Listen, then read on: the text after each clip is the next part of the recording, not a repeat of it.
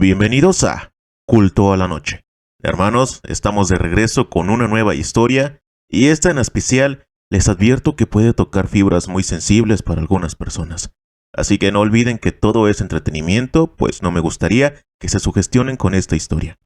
De igual manera, no olviden que si quieren compartir su historia, pueden enviarla al correo o los contactos que están abajo y en la caja de información.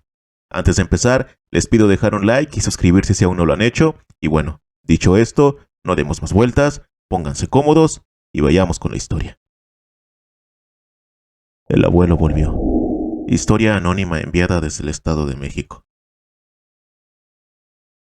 Hola. De verdad que pensé demasiado en compartir esto, pero creo que liberarlo de mí quizás me pueda ayudar un poco a aligerar esta carga. Esto pasó hace tiempo. Los pondré un poco en contexto. Yo vivo en el Estado de México. Recuerdo desde niña vivir con mi mamá, mis hermanos y mis abuelos. La verdad teníamos una vida muy triste. Éramos muy pobres y mi mamá siempre tenía que trabajar para darnos de comer. Mis hermanos mayores apenas cumplieron 16 o 17 años, se fueron de casa y acabaron en malos pasos. Yo fui la única que con 10 años recuerdo que se quedó en casa hasta que se fue mi último hermano. Cuando me quedé sola con mis abuelos, la vida para mí se convirtió en un infierno. Como les digo, mi mamá siempre salía muy temprano y regresaba a casa muy tarde para poder llevar dinero a casa. Mi abuela estaba enferma y casi siempre estaba en cama, y mi abuelo era alcohólico. Desde que despertaba empezaba a tomar, y mientras eso pasaba yo regresaba de la escuela a mediodía. Tenía que limpiar y ayudar a mi abuela a cocinar. Ella se regresaba a la cama como a las 4 de la tarde y de ahí ya no se levantaba. Esto era diario. Pero un día empezó mi pesadilla. Un día estaba lavando trastes después de regresar de la escuela. Mi abuelo entró a la cocina tomado como siempre. Solo sentí sus manos sobre mí. Y en ese momento me hundí en el infierno. Creo que ya se pueden imaginar qué pasó. Eso me causó demasiados problemas. A día de hoy aún no puedo superar al 100% ese trauma. Lo peor de todo es que esto pasó durante 2 años hasta que murió. Nunca me sentí tan feliz de que alguien muriera hasta ese día.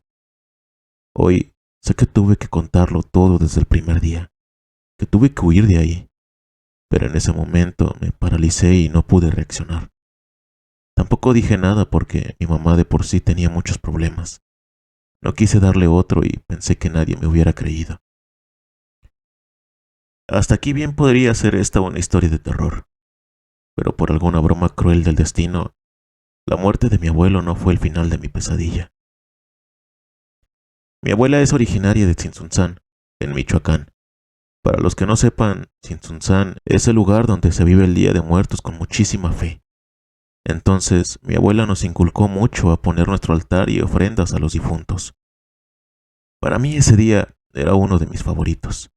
Me gustaba mucho poner el altar, la foto de mi papá y otros familiares.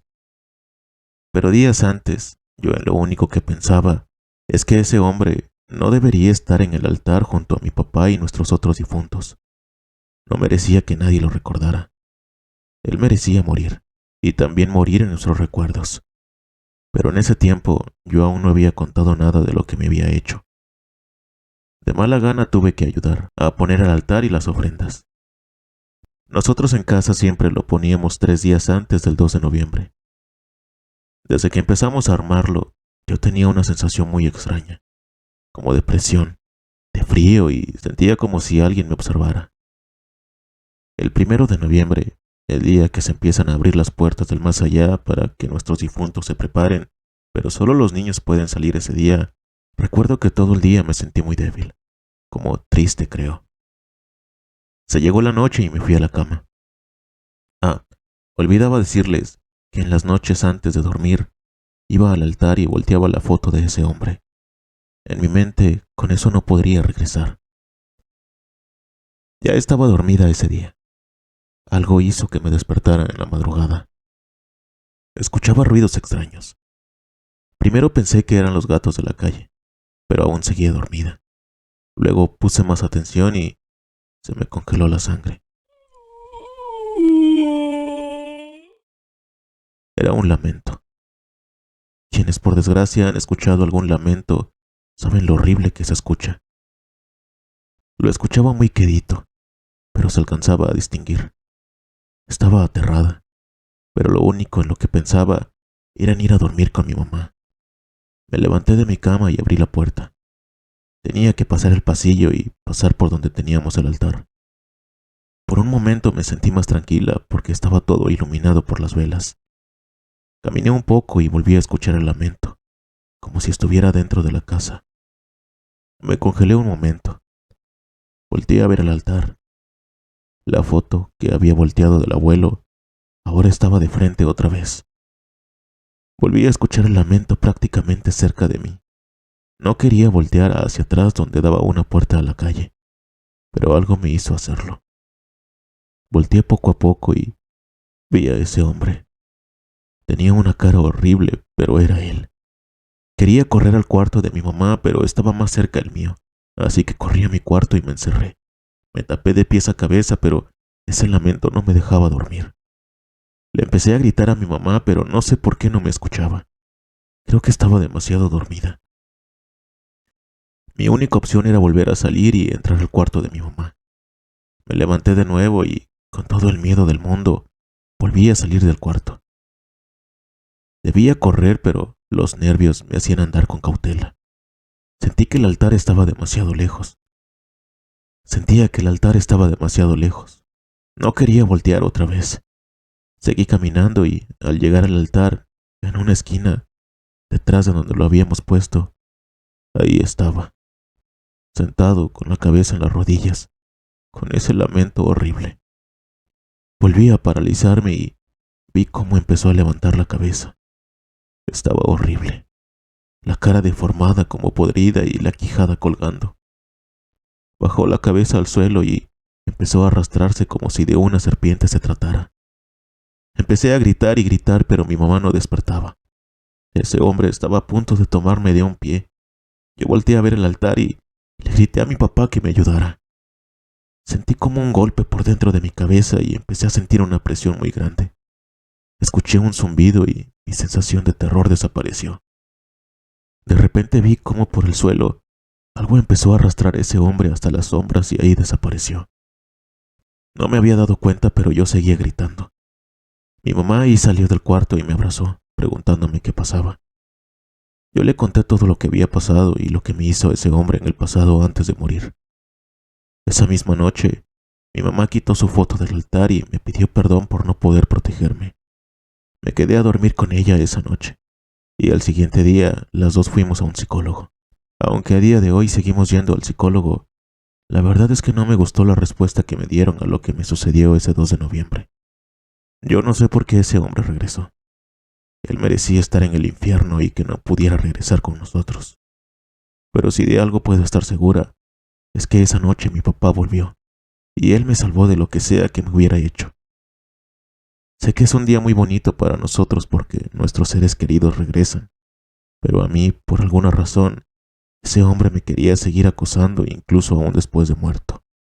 Ahora que termino de contar mi experiencia, me siento un poco más desahogada.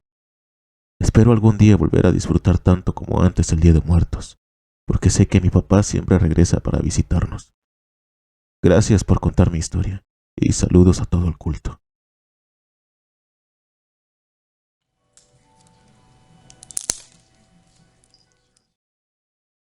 Yo comencé a trabajar en la tienda de los abonos chiquitos hace cerca de 10 años. Comencé como vendedora y con el tiempo ascendí a gerente de tienda. Me asignaron una tienda en la alcaldía Iztapalapa. Llegué a trabajar con la gente de ese lugar e hicimos buen equipo. En ese tiempo llegó un señor que se dedicaba a los fletes, a ofrecer sus servicios. La tienda no ofrecía fletes gratuitos en ese momento, por lo cual lo acepté en el equipo y procuraba que de los gastos de la tienda mensualmente se le diera una parte para la gasolina de su vehículo, cosa que no todos los gerentes hacían en sus tiendas. Me gané la estima del señor don Gabriel. Me gané la estima de don Gabriel el fletero, que era un señor un poco grande de edad pero fuerte, muy sabio y comprometido. Nos poníamos a platicar de todo. Parecíamos padre e hija comentando sobre la vida y nuestros trabajos. Nos hicimos muy cercanos. Al tiempo, mi viejo amigo enfermó y me avisó que no trabajaría más conmigo, ya que iría a consultas médicas. Conseguía otro fletero rápidamente, ya que lo que se pagaba al mes no lo pagaban otras tiendas. Me cambiaron de tienda y durante 2 años no supe nada del señor Gabriel. Por azares del destino, regresé a la tienda donde laboraba, en mi mismo puesto, y me puse a trabajar. Un domingo me llevé la gran sorpresa. Me visitó. Me dijo: «Hola, hija. Vengo a pagar un abono y me encantó verte de nuevo aquí. ¿Cómo te va?». Recuerdo que me dio la mano y nos abrazamos. Comenzamos a platicar, pero llegó el momento en el que fue interrumpida por un cliente enojado que requería atención, por lo cual esperó pacientemente por mí. Estando en espera me miraba. Yo sentía su mirada como cuando alguien quiere decirte algo, pero estaba tan ocupada que una vez que volteé, me dijo adiós con la mano. Lo dejé pasar sin darle importancia. A la siguiente semana, don Gabriel estaba ahí. Le pedí disculpas por la interrupción de la otra vez y me dijo: «No te preocupes, hija, yo sé que tienes mucho trabajo». Pasamos entonces a preguntarnos sobre nuestras familias, qué hacían, cómo nos iba, cuando de repente me interrumpieron otra vez. Él hizo lo mismo. Me miraba mucho, pero no era una mirada de hombre morboso, sino con las mismas ganas de decirme algo. Yo en ese momento me esforzaba por regresar con él, pero no me fue posible. A partir de ese momento ya no lo vi. No se despidió con la mano. Nada. Me sentí mal porque no pude concluir bien mi conversación. 2 semanas después, su hija, a la que conozco, llegó a la tienda. Le comenté que su padre había ido a la tienda 2 semanas seguidas. Le pedí que me lo saludara, que no había podido platicar más con él y que sentía que no me había dicho algo importante. Ella palideció y me preguntó: «Jefa, ¿está usted segura que lo vio?». «Pues sí, ni modo que no. ¿Por qué?». «¿Cómo venía vestido?». «Pues bueno, como siempre. Pantalón café, bien planchado, por supuesto». Me reí porque siempre venía con un pantalón arrugado. No le gustaba que se le planchara su ropa. Camisa verde y unos zapatos cafés. Y una chamarra color mostaza. «Jefa, mi padre falleció hace 6 meses. Esa fue la ropa con la que lo enterramos. Él seguramente vino a despedirse de usted porque la estimaba mucho». Sentí que me puse fría. Tuve que sentarme de la impresión. Lo peor es que me quedé con el dolor y la duda de qué querría decirme don Gabriel.